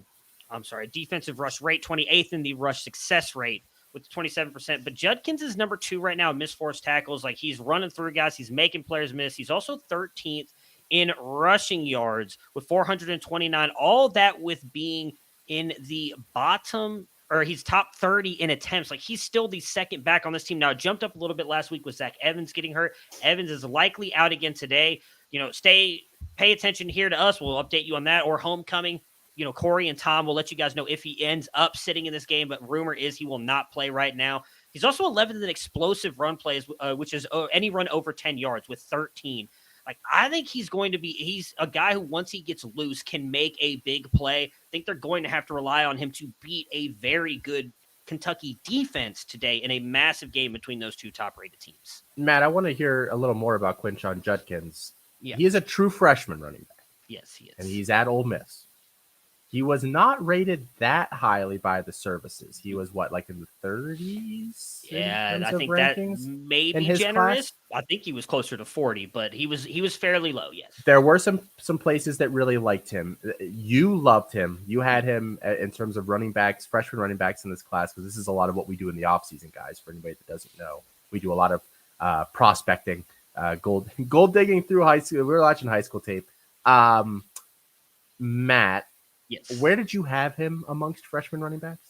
So I think the very first time we did a show, I had him top 12. That was back in like November. You and me did something on our YouTube, November, December, top 12. And I think when it finally ended, he was right around 6 or 7 for me when we put out like our guide and everything. Recruiting Analytics also really liked him. For anybody that doesn't know about them, I think they had him as number 1.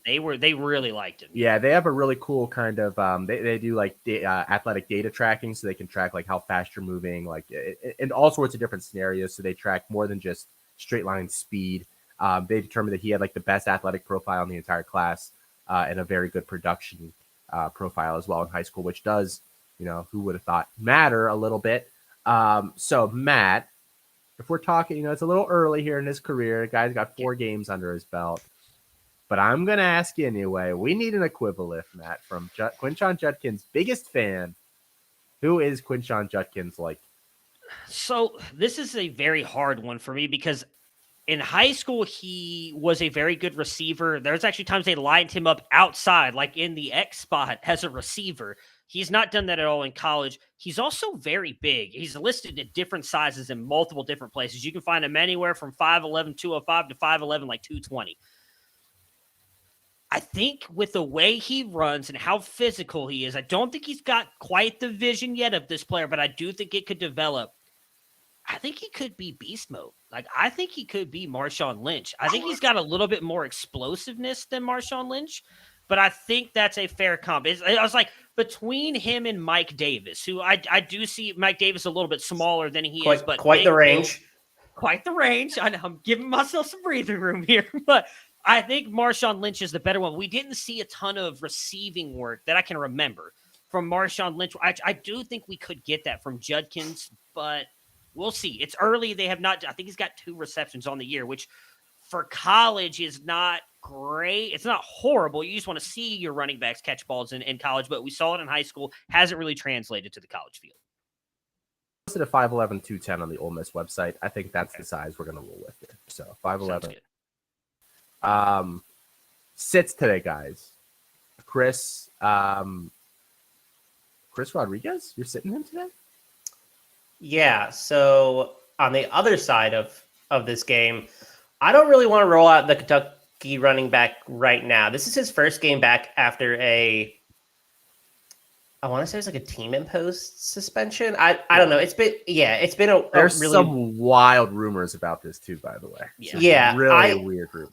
I'll let y'all kind of look up, but there's been a bunch of stuff happening with Chris Rodriguez off the field. He's their best running back. 100%, no question. When he comes, he's probably going to get 20 carries this week. But I think the Ole Miss defense is actually playing pretty well. This Ole Miss team is kind of an inverse of what they usually are, which is a poor defense, pass happy, pass heavy team, and they're like a run heavy team with good defense currently. It's pretty weird. And I mean, Matt just talked about Quinshon Judkins and his success, but their defense currently ranks 7th in preventing explosive rush plays. Overall, this is like a top 10 defense currently. And I don't think they're that good, but I do think that Kentucky's going to look to run a little bit, and I don't think Chris Rodriguez is going to have a lot of success doing so. Interesting. Yeah. Not gonna spread the rumors, but some NIL is already making some interesting impacts behind closed doors for some of these teams, and that's all we'll say about that. Matt, who are you a little bearish on today? Will Shipley, the Clemson running back. Now I know he can do it multiple ways. Very good running the ball, also very good receiver. But NC State's a top 30 defense against the run. In fact, I think that's it by far the strength of that defense is up front. You want to attack them through the air. We just saw, I know Chris is sitting DJU because I do expect this to be a close and good game, but DJU showed us at least some small step forward. Wasn't, that step for mankind, but it was a small step forward for DJU in the game against Wake Forest. I think that their best success today will be passing the ball, not necessarily Will Shipley. So I'm not expecting a big game from him. I'm sitting him. Matt, what I'm gonna ask you here next. I do. Okay. Will Shipley. He's getting NFL draft buzz. He's at earliest 2024 draft pick. He's not coming out this year. Earliest next year. So I've prepared multiple equivalents for him. I've got 2. Now, pretty sure both of you are very young, so you may not even know who this player is. So I may get a who? Joe McKnight. Dude, I was a Rutgers fan. Of course I know Joe McKnight. I don't know. Austin, I don't know, man. I bring up. Is he the one that dropped the barbell on his neck? Did he? It was one of the I USC don't backs, know. and he was part of that group. I don't remember if he was that one. I don't know if it was him or not. I don't want to say yes or no because I honestly have no idea. So This is blue collar all over again, isn't it? Yeah, We're like, it what- is. This what? is blue collar all over again. My more recent one, and I hate helmet to helmet scouting. CJ Spiller. I feel like that's kind of like the range of outcomes. CJ Spiller and James Cook. Like I feel like those are the type of backs that he profiles to be. I'm glad that you didn't go the really easy route. Oh God, what's the easy route? What do you think the easy route is for Will Shipley? I don't know. Christian McCaffrey. Oh, okay, gotcha. I was a little confused there for a minute. Yeah, no, he's not Christian McCaffrey. I will never. He's not. Is Max Borghi better? Like, does he fit in that Max Borghi kind of? For those of you who don't know why we're talking Very about scrappy. that, many people compared Max Borghi to Christian McCaffrey coming out a couple years ago because let's just be honest, because he was a white running back. That's the And he only caught reason passes. And he caught passes. Yeah. And I've been informed that was Stephon Johnson. Joe McKnight got more playing time as a result of this accident. So there was a relationship between them. There you go. So the 24/7 comp for Will Shipley's Joe Mixon. That's pretty interesting too. I don't think that's that far off. He just needs that size. That is interesting. Yeah. I like Yeah. Mixon more, but Yeah, Mixon was. People forget how good Joe Mixon was in college. Yeah, he Mixon was was legitimately like a complete package. He so could- was Rodney Anderson. He could have been a Ah. top. I know. I was the same thing. I'm poor Rodney Anderson, man. I love that kid. He was so good. Mixon would have been a top 45, probably top 40 pick if it wasn't for the off the field outfield. issue that Yes. the assault. Well, it happens. Yeah. There's. I've seen the video. It's not an Yeah, I was gonna say allegation. No, Um, it happened. It wasn't an allegation. Yeah. All right. So wide receivers, real quick here, guys. Chris again making up names. At least I've heard of Kent State before, so at least we're talking about schools I know. Yeah, Kent State wide receiver Devontae Walker. He kind of burst onto the scene this year. He's extremely athletic, and I really like what I've seen from him.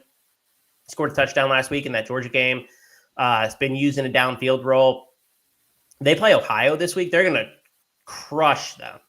Crush Ohio. Kent State hung with Georgia. Like, this is a pretty good MAC team. Better than your usual MAC teams, I think. So I like Devontae Walker to probably have like 150 yards this week. I think he just crushes. Ohio State could crush them. But no, Ohio would. They just don't have a corner to hang with him. To be honest, their secondary is pretty rough. Yeah, my start this week is Xavier Hutchinson for Iowa State. He's currently 5th in college right now with 52 targets, 36 receptions for a 69% catch rate. Nice.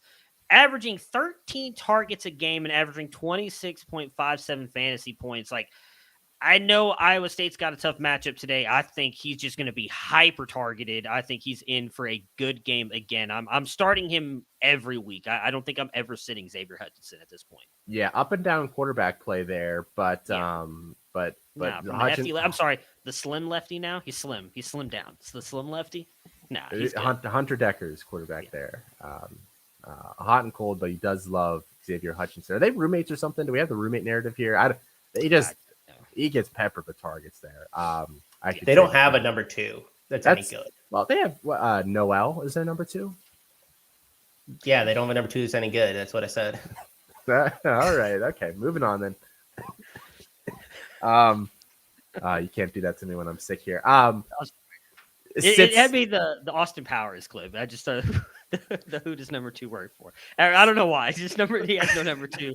It just pops in my head and I can't stop laughing about it. Sits today, guys. Chris, who you sit?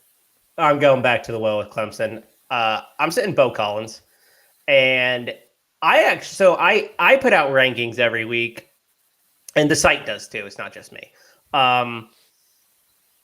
And I didn't rank him this week. And I rank 120 receivers each week. And I got a little bit of flack for this. Where's Bo Collins? I want my Bo Collins. Whatever. Without his touchdowns, sound like whatever. Yeah, without his touchdowns, you would not even be looking to start this dude. He's been buoyed by that, and he hasn't even been that good outside of that. I just don't think you can roll him out competently against NC State. The same reason I'm sitting DJU. I just don't like this Clemson offense, especially the passing game this week. I don't really like the whole offense, period. I think that the Will Shipley sit is good. If you've learned anything from our start sits, it's sit Clemson. Yeah. Might have a difficult day. Now watch, they're going to drop 40 here today. Yeah, probably. Make us all look like dum-dums. Chris. You're welcome, Clemson fans. You're welcome. This is bulletin board material. They're going to talk. Dabo's going to talk about in the press. Dabo's streaming this right in the locker room. The Campus to Canton guys at Bettor Sports did not believe in us today. Chris, Bo Collins, he's gotten some NFL draft buzz. So you know what's coming. You know what's coming here. What is his equivalent? I wish you didn't ask me this because I don't have a good one. I do think so. The first comp that you generally see is the 24/7 comp, and sometimes it's good, sometimes it's questionable. But I actually don't hate this one. Theirs is Josh Reynolds. Similar size. I think similar athletically. I think Bo Collins is a better technician, but I don't hate it. He's a pretty interesting player because he's got the size and I think he moves really well. I just don't know how to project him. I know he's a guy that you were really high on from the start, Austin.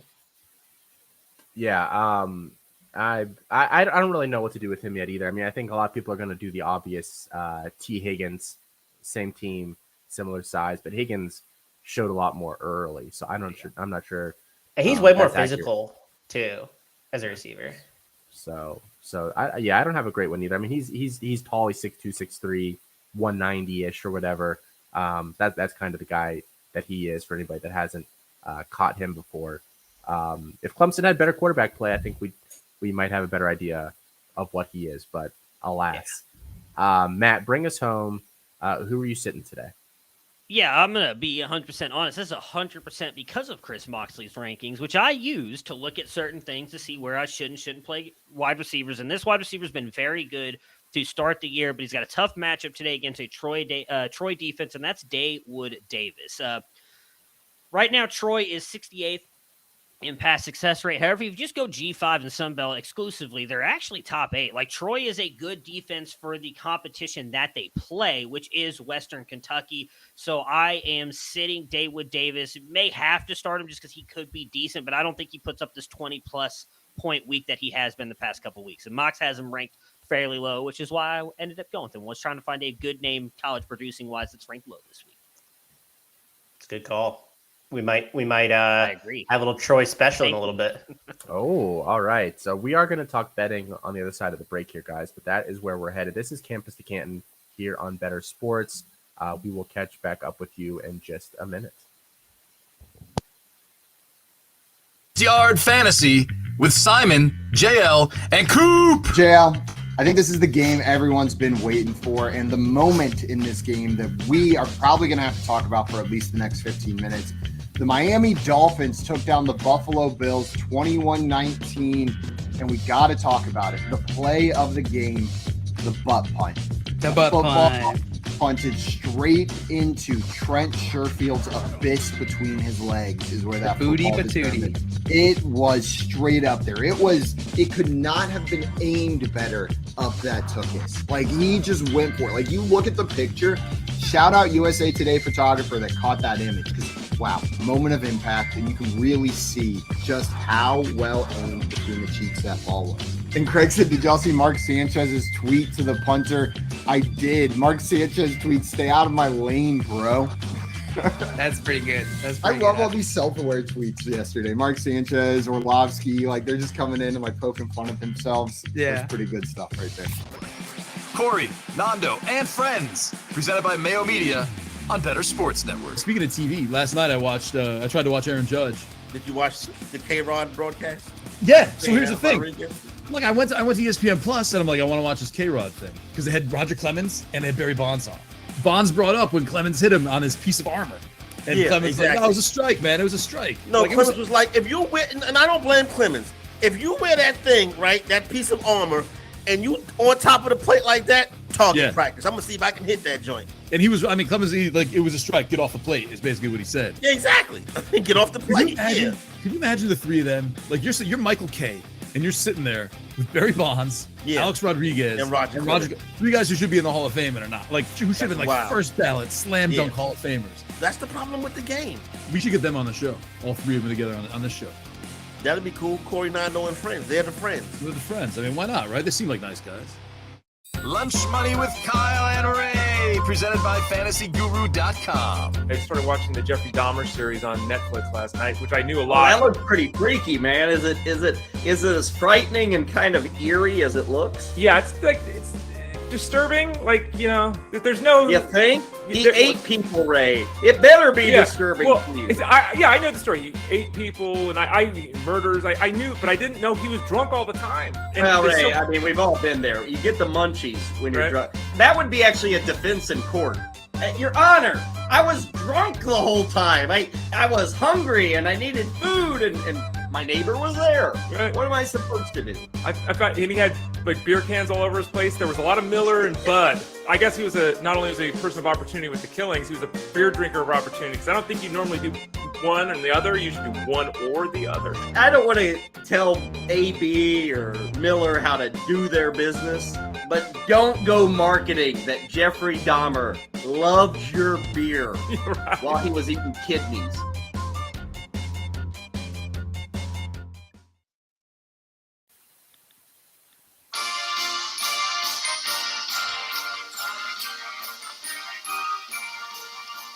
Alrighty, guys. Campus to Canton here with you on Bettor Sports Network. Guys, hop in here with us. Hop in. Jump in the chat. It's bumping in there right now. Download the Bettor Sports app to do that, guys. You can comment or you can call in. Tell us if you've got a play today that you like. Maybe call us out on something we're getting wrong. Or just tell us something that you've got going on as you're getting ready for college football today. And again, guys, we are here until 10 a.m. Eastern. After us, homecoming show coming up. Corey Parson, Tom Casale. So if you, and they'll take you right up to kickoff, 12 a.m. Eastern or 12 p.m. But I was getting noon and midnight mixed up as to which is midnight's a.m., right? Noon's p.m. That's you got it. You got it. Yes. Thank you guys for helping me with that. You're doing great, sweetie. You're doing great. Thank you. On to betting. I can't tell time, but betting. Let's do this. Chris, what do you like today? I mean, let's start off Missouri. This Missouri game. I mean, is there a play here that you like? Oh yeah. They head to Georgia today. I want their team total under 13.5. I believe it's still out there. It was when I woke up this morning. So if it's not, apologies. But it should be. This offense sucks. Like, this team sucks. That nothing is going right for Missouri right now, to be honest. They scored 13 against Auburn. They scored 12, I think, against Kansas State earlier this year. They have a combined 26 points in those two games. They rank 113th in explosiveness, 106 in EPA per play. And they're not aggressive either. And they might be in this Georgia game because that's the only way they're going to win. But if you watch the end of the Missouri game last week, and you're a Missouri fan, I'm so sorry. But if you're not a Missouri fan, Eli Drinkowitz basically called the game so that they were in the 10 zone and he played for a field goal.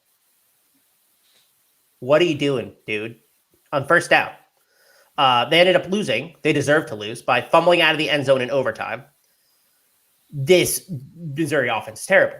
Georgia, top 5 defense of the country. We know how good they were last year. They're just as good this year. The top 5 in limiting explosive plays and points per opportunity. They've limited teams to 10 points through 3 games total combined before Kent State. 0 to Samford, 3 to Oregon, 7 to South Carolina. I'm not worried about this Kent State that put up 22 against them. Missouri is much worse. So they weren't. Give me their team total under. Georgia wasn't found out last week? Is what you're trying to say? Unfortunately, they were not found out last week. I actually think Kent State's pretty good offense, even when we adjust for the fact they're in the MAC. Interesting. Okie dokie. Troy today, you just said you wanted to tease us earlier with the Troy special. Is it time? It might be. They should not be 5.5 point dogs to Western Kentucky. That's too many points. I think their defense is good. Matt talked about their defense earlier while he's sitting David Davis. This is a pretty good defense. And they got last week on this show, I gave the Troy money line out. I'm doing it again. We're going back to Troy. This is a good team. A really good team. They should have beat App State outside of that Hail Mary at the very end of the game. They beat a good Marshall team. I think they could beat Western Kentucky again this week. Give me the Troy money line plus 5.5. Are you kidding me? Are you kidding me? Are you kidding me? Troy is way too good to be getting 5.5 against Western Kentucky. Way too good. Does Troy have the tools on defense, Chris? They got my guy Carlton Marshall back, man, who is going to break the all-time tackle record. It's going to happen this year. Wow, there's a tidbit. I had not heard that. Okay. Yeah, do you know who holds that right now? Luke Kuechly. No way. Luke Kuechly holds. I mean, I guess it's appropriate. I thought it would be like some dude that played for Texas Southern in the 50s or something. No, I wasn't expecting Kuechly either. So it's Kuechly, and I think Marshall will break. He missed the App game, came back immediately, 17 tackles, just like that. I mean, this dude's a menace. He's not an NFL player though. Like straight up, dude's 5'8" linebacker, not an NFL player. He's a menace. If he beats Luke Kuechly's record by proxy, that means he's better than Luke Kuechly. Yeah, so, I don't know what you're talking about here. You talked a little bit about Kansas earlier, Chris. So I want to come back to you again here with this one. You said you think they're a live dog against Iowa State here. They're 3 to 3.5 points. I think I've seen both floating around both of those lines. I mean, do you like both those lines? Obviously, 3 is probably slightly more attractive, but I mean, you'd play both of those. Yeah. So let me see what it's at currently. It is. I'm looking at 3.5's out there. So I like 3.5 if I can get it. Here's the thing with Kansas. They're good. And I think they're legit good. Not like, look at Kansas. Ha, they beat up on crappy teams. Beat Houston, who, now that might look a little bit different, but beat West Virginia. They won last week against Duke. Crushed Duke for the most part. Duke scored late. But they covered our Kansas line that we gave out last week. I like 3.5. I like getting them over a field goal against Iowa State. I think that they can win this game, but I feel more confident going that way. I'm not sure Iowa State has good offense right now. I'm not really convinced. I think their defense is good, but I think Kansas is a little more, like a lot more explosive on offense. And I think Iowa State might struggle to score a little bit and keep up. Like, I have not been impressed by this Iowa State offense this year. Matt, do you feel the same way about Kansas? You know, you think they can win this one today? I do. I don't think Iowa State's a good team. Like their major win of the year comes against an Iowa team that's averaging 6 points a game. Like I don't think Iowa State's that's good. I mean, their quarterback Hunter Deckers has had like one good game. It's really been Xavier Hutchinson. The rushing attack I don't think's been bad, but I just think Kansas, as Moxley said, I mean, I don't ever go talking about teams like they're not good. They are a good team. They may not have beaten or had a massive win just yet, but with what they are doing, I think Kansas is the better team. I think they win. People in the comments are not happy that you're taking shots at Iowa State here, Chris. Okay. So what's your favorite part about the Iowa State offense, commenters? Is it their 116th ranked rushing explosiveness or their 103rd ranked passing explosiveness? Which one's your favorite part? So here's a quite a legitimate question for you. Is explosiveness the best way to measure like the strength of an offense?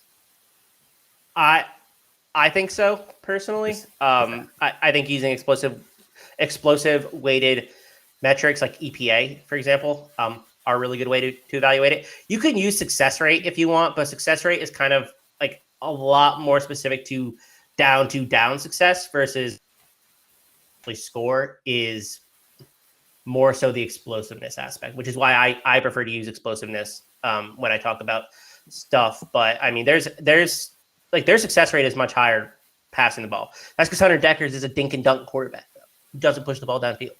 Like that's why it's higher. So I don't think you're going to beat Kansas that way with your 103rd pass explosiveness. I mean, he's not wrong. I mean, I talked about Xavier Hutchinson earlier. His ADOT is like 7 yards. It's they don't push the ball downfield. Granted, he's not like some massive deep threat anyways, but still, it's not great. This is totally going off the rails. I sat down and watched 3 games of Xavier Hutchinson earlier this week because he's been getting some buzz. They do it's like those little like pop passes or like flare passes where it's just like 10-yard off coverage. He just turns, catches, and picks up like 6 yards after. He does that 4 times a game, probably. He's not all on the first drive too. It's I don't know. At this point, I don't know why teams don't just press him. He's not really stacking people that often, but different discussion for a different. Kansas 3.5. I don't think Iowa State can score. So and Kansas defense is really bad. What about the money line in this game, Chris? Then like, three points is so close for me that sometimes on these kind of things, I'll just be tempted to hit the money line if I'm going to put anything on it. You can. I personally have Kansas 3.5. I think that Iowa State wins this game 60 out of 100 times. He sits here and craps on them, and then he's their defense is still really, really good. It's the best defense that Kansas has played so far. And if they can limit the Kansas offense, then that might be their key to victory. Kansas defense is not very good. I mean, that's the path to Iowa State winning. I just think that Kansas can cover the field goal plus the hook, and the hook's in your favor here. Fair enough. This is why I ask you, and I'm not just handing this stuff out, Chris. Duke, Virginia. We think of this more as a basketball matchup than a football one, but here we are. Duke been decent this year. Virginia has been ruined by their new coaching staff. What do you like here, Chris? Yeah, I am surprised this isn't a field goal. I just think Duke's a straight up much better team. Virginia's bad. Like, they're really bad. They had a bunch of transfers in the offseason. They lost they didn't lose. They fired their head coach despite the top 3 offense last year. They fired their offensive coordinator, who's now at Syracuse, beating Virginia last week. Duke's good. The offense is kind of clicking. Their quarterback, Riley Leonard, who I believe is a sophomore, or at least I think he's a second-year player. He's shown some ability to move the ball and with his legs. I don't know and the defense has been better. Their head coach, Mike Elko, was the defensive coordinator at Texas A&M last year. I like the way the Duke team is trending, and I think they could beat Virginia pretty easily. So I like Duke minus 2.5. But I like that we're not having to get a field goal here. I mean, I think it should be a field goal, and it's not. So I think that's the value that you're getting. Yeah, that is an interesting one there. Chris, your fishy line of the week. You've been doing pretty well on these. So what out there this week? Yeah, get the rod and reel out. We need to get you a real fishing line there. I got my fly rod somewhere in this room. I want the camera to pan around so we can see between the fly rod, the drill, we got Billy the bass on the back wall there. Like I got my Quinn Ewers mullet here as well, baby. / Dana Holgerson. He has an Dana Holgerson. He has popping out the back of his hat last night. If anybody saw that. Yeah, Chris, what's your fishy line of the week here? I'm surprised Nebraska is only 4.5 point favorite against Indiana. We make fun of Nebraska a lot, and they're an easy punching bag. So, I mean, everybody makes fun of Nebraska. So, everyone's doing it, should you pile on? Maybe, maybe not. Who's for me to judge? But Nebraska minus 4.5. This should be like 7.5. I have no idea why this is under a touchdown. Indiana stinks. Like I think they had like a 17% post-game win expectancy against Western Kentucky, the game that they won. Should have lost that game. Easily should have lost that game. They should not have won against the Hilltoppers. I think Nebraska could go out and just crush them. Like this is a game where you play the alt line, in my opinion, too, if you wanted. 4.5 is just too low. Nebraska's defense is better. Nebraska's offense is better. I don't know how Indiana's going to move the ball, to be honest. Their rushing game hasn't been up to par. Connor Bazelak, a quarterback, just isn't playing very well. I don't understand why this line isn't a touchdown. Maybe something's going to come out that Casey Thompson, Nebraska quarterback, is injured or something. But why it's not a touchdown is crazy to me. You think it should be at a touchdown? Yeah, for sure. Okay. That was kind of my follow up there, and then you got me. Any other final plays here, Chris, that you really like this? I'm watching the Purdue Minnesota game because it's currently 12.5. Minnesota's favored. I'm waiting for Aiden O'Connell news. If he's warming up and he's healthy, I'm just going to snatch that line up because that line implies he's not playing. And I don't think he will, but if he is, just that's the move that you make. You take Purdue plus 12.5, and I think that it should probably be, 9? So on DK, maybe 7? It's at 9. It's at 9 right now. Oh, so it's fall. So Aiden O'Connell's going to play. That means I think you could take 9 then. If it's fallen 12.5 or 3.5 points since last night, then yeah, O'Connell's playing. So I like Purdue at 9 then because I think it's probably closer to a touchdown if O'Connell is 100% healthy. Last one I got is Liberty favorite 3.5 against Old Dominion. This line doesn't make any sense to me either. This was my contention for the other fishy line. Caden Salter's back. They took Wake. They almost beat Wake. They should have beat Wake, probably. Liberty's defense is awesome. Surprisingly so. 9th in EPA per play, 25th in points per drive allowed. Old Dominion's offense is terrible. So, yeah, I think Liberty 3.5 is pretty sure. I think this should be closer to a touchdown as well. Awesome. All right. You guys are listening to Campus to Canton here on the Bettor Sports app. Not too late to download the app here, get into the comments. I have somebody here asking real quick, Chris. Michigan, Iowa, and this line is really intriguing. I'm always tempted to take the under the game total, 42 points here for this one. Michigan's offense, they are a running team. JJ McCarthy looked mortal against a real team last week. Shocker, Home Alone face. I don't know. Do you like that line? Shocked Pikachu face. I can do shocked Pikachu too. Yeah, any shocked face works. Yeah, I like the under in this game. I keep going back and forth whether or not I want Iowa. I think you get them 10.5 currently. That's what I see.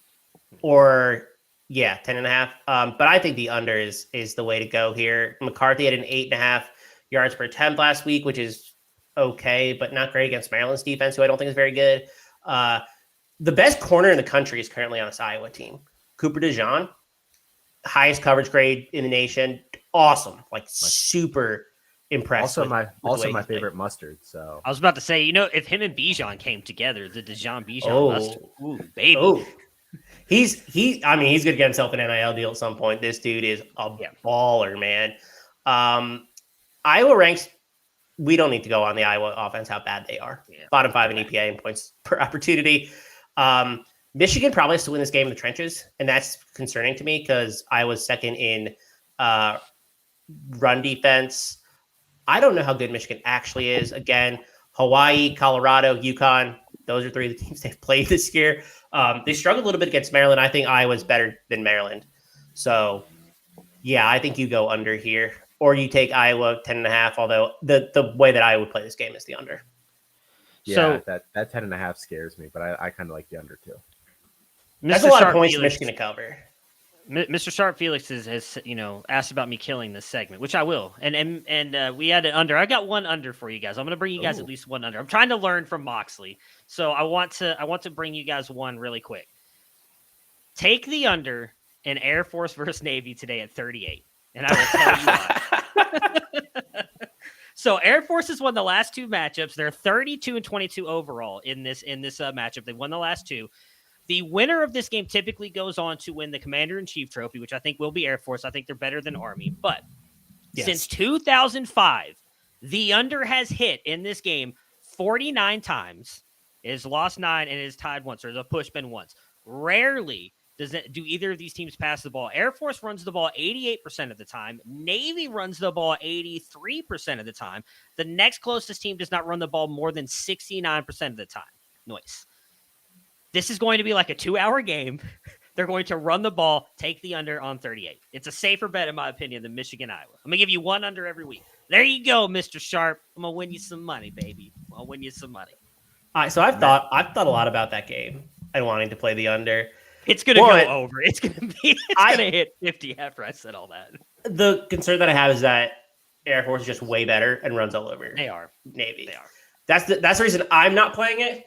But I mean, what's better than playing an under? What's more American than playing an under in Air Force Navy? In Air Force Navy. Yeah. Well, we've got an alternate total that people are playing around with. Oh, I love it. 31.5. Whew. Yeah, my worry would be Air Force. Yeah, they're does, good. Does some damage because they looked pretty good last week, I believe. Yeah, they're really. I was gonna say they're really good offense. They're really good rushing offense. Yeah.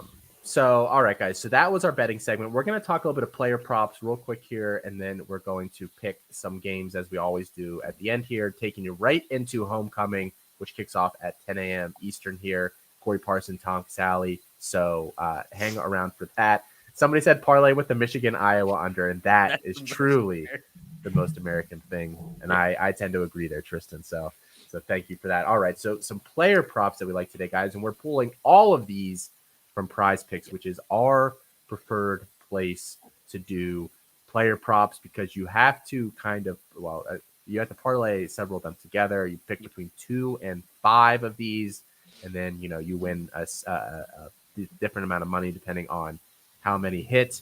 That's what we do. Promo code C2C if you want to sign up. There actually gets you an initial deposit match up to $100 and some money off a membership with us at campuscant.com. If you just find us so endearing, so witty, and so informative here on Saturday mornings. So Matt, I want to come to you first. Actually, I'm tired of listening to Chris. Matt, what do you like today on Prize Picks? So I've got 5, and I'll give them to you quickly. Talked about Xavier Hutchinson earlier, why you should start him. I'm taking the over on his 7 receptions. 7 is a big number. I get that. As I mentioned, 3rd in college in targets with 52. He's averaging 13 receptions a game. He's hit the over on this every single game, and the one he didn't, he got 6. I think he's going over. Evan Hull, over on his 14.5 fantasy points per game. I think this is a massive reaction to the bad game he had last week with Northwestern. He's not only is he Northwestern's leading rusher, he is their leading receiver as a running back. I know that Northwestern's not a good team, and they likely will get destroyed this week, but I think with them being behind, he gets a lot of receiving work, and he will make plays. I think he goes over on the 14 head. It's only one game he has not hit that, and it was last week. He's destroyed it, 20 to 30 points every single week since that. Cam Camper, over 6 receptions. Many of you probably have no idea who that is. He is the freshman wide receiver for Indiana. He leads college right now with 62 targets, and he's averaging 15.5 receptions a game. He has crossed 6 receptions every single game but one, and he got 5 in that one. Is he averaging 15.5 receptions or 15.5 targets? 15.5 receptions. So he's caught every ball? No. Like my games. bad. Yeah, targets. My bad. You're right. My bad. Yeah, targets. Like, my bad. I just read that. This kid? My bad. But he's good. He is actually really good. My favorite negative rushing yards, Spencer Petras. Yeah. This is a lot, but just stick with me for a second. Negative 10.5.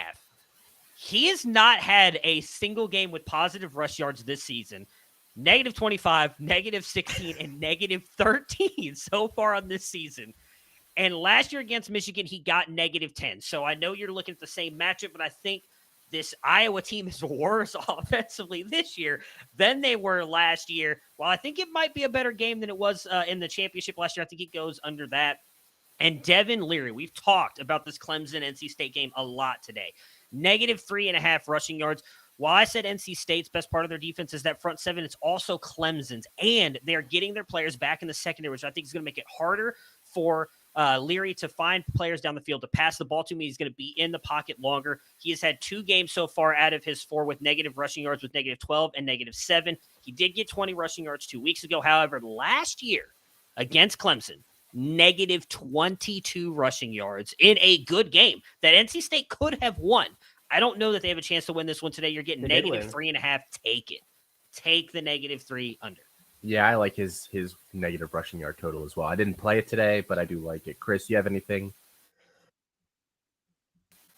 I have one, and it's gonna be a positive rushing yards. So I feel awkward coming after Matt's. What a loser!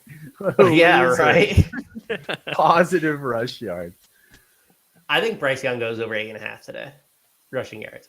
He's running a lot more this year, but he's running when he's pressured, and that's why I don't think the Alabama offensive line has quite come together yet. It's better than it was last year. I think Arkansas is going to be able to get after him. They're top 5 in quarterback pressures currently. I think Bryce Young's going to have to run a little bit. He doesn't take sacks really. He either throws it away or runs. So I like him going over 8.5 rushing yards.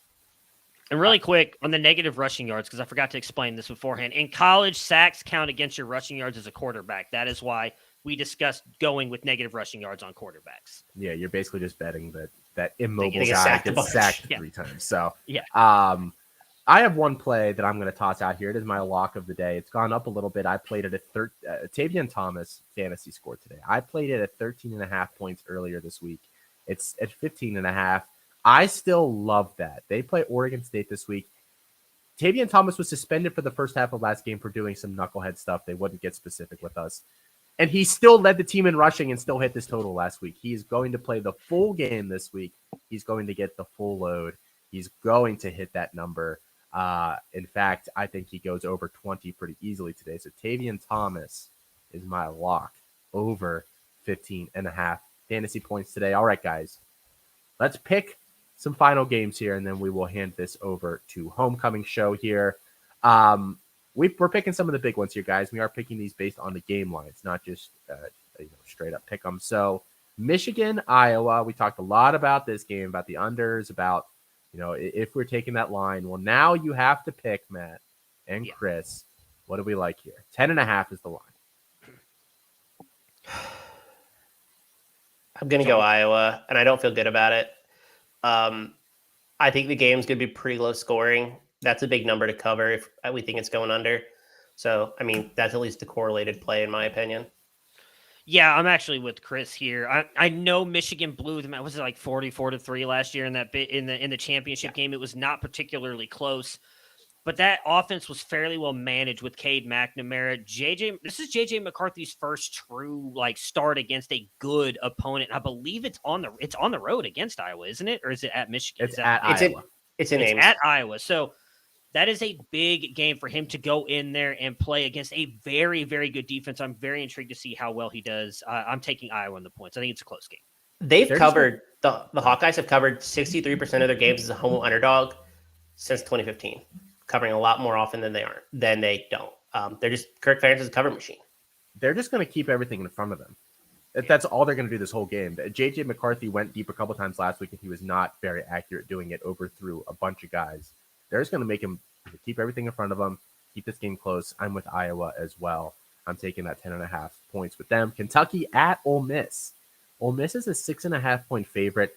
Chris, I know you've talked a lot about this week about how Kentucky is fraudulent. I don't know that Ole Miss is good either, which has been my difficulty with picking this game. But Matt, what do you like in this game? Do you like Ole Miss as the favorite, almost a touchdown here? Or are you taking Kentucky? I'm taking Kentucky. I don't think Ole Miss is good either. I've been one of the biggest components of Jackson Dart early. I literally said, I believe on our show, Debbie Debate, which airs on Wednesdays, I thought Jackson Dart was going to be better than Caleb Williams this year. Wow, was I wrong? Yeah, I know, Moxley. You were very much on the Caleb Williams chain. I was wrong. I was as wrong as you could be on that one. Thank you. I just don't think Ole Miss is a good team either. And I think Kentucky has the better quarterback, the better defense. And while I am curious to see what Rodriguez looks like coming back, I'd argue just based with their offensive line, they probably have the better running game. I just think overall Kentucky's the better team. I think that they're going to win this game, so I'm taking them. I don't think they have the better running game, but I mean, I love Quinshon Judkins, but I mean, Chris. Okay, I have quite a few thoughts on this game actually, and I'll try to be quick. I promise. Kentucky's bad. Pretty sure they're bad. Bad offensive line. Lost 2 picks to the draft, Fortner and Darian Kennard. They lost their offensive line coach, who's now to Alabama. They were a Joe Moore Award semifinalist, which is best offensive line in the country last year. They're not good this year. 66 in pass blocking, 77th at run blocking. Will Levis has taken the second most sacks in the country. Part of that is Will Levis. The other part of that is the line just isn't blocking very well. Run game stinks. Again, partially because the offensive line, 129th in explosiveness, 120th in rush EPA per play. They are 9th in pass explosiveness, so I think that's the way to get them. Ole Miss is also missing their best corner in the first half because of the targeting suspension. So that's the concern. But Ole Miss is top 20 in pass EPA per play, limiting explosive plays as well. I don't think this Kentucky defense is also that good. They let NIU hang around last week.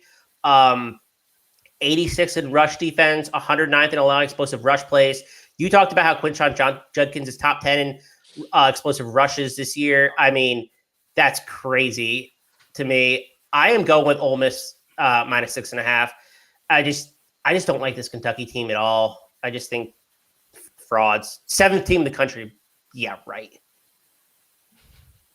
They'll drive a lot in that game. Apparently, Kentucky once said something bad about Chris's mama. Yeah. I don't know what else could have prompted that. This is personal. This is personal. I think Ole Miss wins by a field goal, but I think Kentucky covers. So I'm going to take Kentucky here. Wake Forest at Florida State, another one, Chris, that you and I have kind of been on opposite sides of, I think, this week. Florida State's a 6.5 point favorite. Chris, what do you like here? Yeah, so this game opened at 4.5. It actually opened last week with Wake being favored. I think they got this one right at 6.5. Now, Florida State's offense is legit, in my opinion.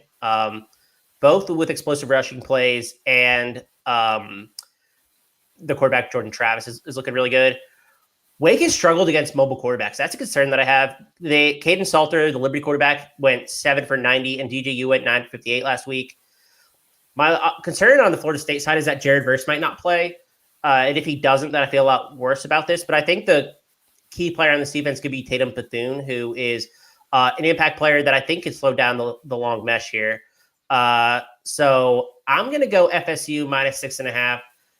I think Travis comes through. They need to. And the back 7 for FSU can limit Wake. Matt? I'll take Wake. I don't think this defense for Florida State they have not played anybody tough. I think Sam Hartman's gonna be able to pass on them. Just give me Wake in the points. I like Wake too. Alabama's a 17.5 point road favorite against a pretty good Arkansas team here. Chris, I don't want a rundown of everything that's happened so far this season. What I do want is for you to tell me who's going to win this game. The people got to know why. Okay, I'll keep this very short. I think this is, you said the get right game for Alabama is going to be against Tennessee. I think it's this week. Okay. Arkansas secondary sucks. 122nd allowing explosive plays. I think they just roll right through. They've allowed 300 yards to Ben Bryant, Spencer Rattler, and the Missouri State quarterback. So do with that what you will. Yeah, I want this to be a close game, but I think I'm taking Alabama and the points here, man. Arkansas kept it close last year, but a lot of that was Treylon Burks, and he is not there. That passing offense does not look the same. Bryce Young threw for 559 yards last year against Arkansas, by the way. So, yeah, it feels this. I'm going to take Arkansas. I'm going to do it. I'm just going to, I think Bama wins, but I think it's like, 14-ish. 17.5 feels like a lot, but because the problem with it is like, they might be giving up, a lot of pass plays, but Bama's receivers haven't really stood out this year. So, Ja'Cory Brooks breakout game, maybe. Yeah. Last one here, guys, NC State at Clemson. Clemson, a 6.5 point favorite at home here. And I just need in a sentence or less from you, Mr. Moxley, because I have been told 30 seconds left. Joke's on you because I know how to run on sentence. Yeah, give Clemson 6.5. They're getting all their starters in the secondary back, and I don't trust Dave Doran to call the play. Agree. I think I want NC State to make this close, but I'm taking Clemson. Yeah, I think Clemson, their front 7 is so good. I think they're going to give NC State a bunch of issues. And they're getting those players in the secondary back. Like they're a good team. Yeah. All right, guys. Thank you for joining in with us here today. We are Campus to Canton. We're heading over to our YouTube page at 10:30. If you want to hang around here, Homecoming with Corey Parsons, Tom Casale. We'll see you guys next week.